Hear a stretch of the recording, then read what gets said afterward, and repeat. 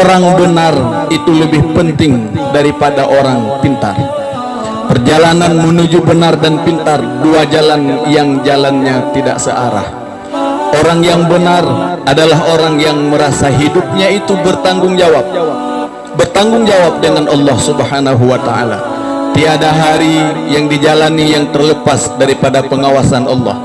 Tiada perkataan, tiada perbuatan yang luput daripada Allah Subhanahu wa Ta'ala.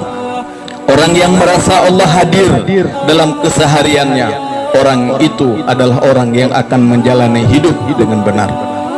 Kemudian pintar itu akan didapati oleh orang-orang yang EQ-nya tinggi. Maka terkadang ada orang yang benar tapi dia tidak pintar, ada pula orang yang pintar tapi dia tidak benar.